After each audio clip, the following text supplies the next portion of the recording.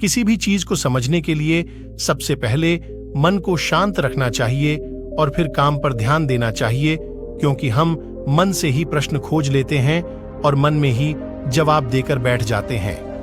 भगवान कृष्ण ने मन को शांत रखने के लिए 2 चीजें बताई हैं।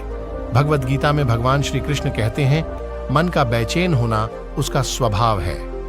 हमारे मन को लगता है कि अगर वह अलग अलग बातों के बारे में सोचता रहेगा तो हमें आने वाली हर मुश्किल और मुसीबत से बचा लेगा, पर ऐसा होता नहीं है।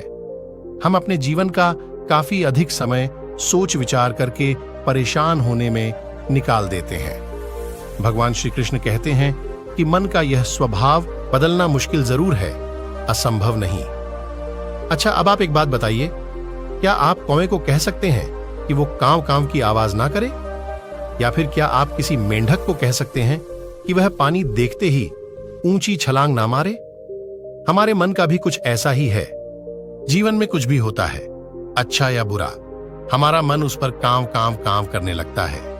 कांव कांव से मेरा मतलब है चिंता करना, व्याकुल होना।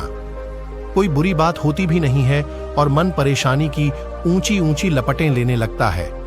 कभी कभी तो मुझे ऐसा लगता है कि हम में से कई लोग सिर्फ परेशान होने के लिए जीते हैं। सारी परेशानी, पीड़ा, दुविधा अक्सर हमारी मन की बनाई हुई कहानियां होती हैं। भगवान श्री कृष्ण हमें हमारे मन को शांत और स्थिर करने के लिए 2 उपाय देते हैं। पहला, ध्यान लगाना या मेडिटेट करना। दूसरा, वैराग्य भाव सीखना। अब ध्यान या मेडिटेशन शब्द सुनते ही आप में से कई लोग कहेंगे कि आप आंख बंद कर सांसें अंदर बाहर नहीं ले सकते।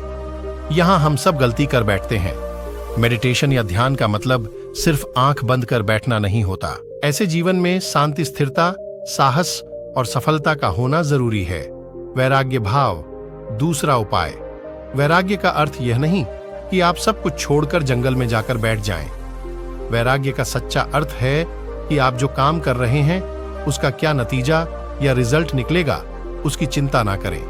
जैसे अगर आपने कोई इंटरव्यू दिया, आप यह कर सकते हैं कि पूरे मन से तैयारी करें और अपना बेस्ट देकर आ जाएं।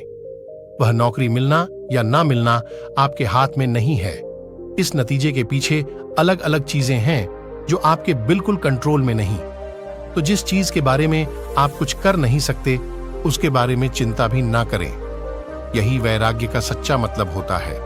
और यही है भगवान श्री कृष्ण का दूसरा उपाय, मन को चिंता की लपटों से बचाने का। याद रखिए, आप पूरे के पूरे इंसान हैं, समझदारी, संयम और कुशलता से भरे इंसान। आपका मन जब भी कौवे की तरह अलग अलग बातों पर आपको परेशान करने लगे, तब अपने मन को भी प्यार से समझाइए और शांत कर लीजिए। बस अपने ऊपर विश्वास रखिए कि आप कभी अपना बुरा नहीं होने देंगे।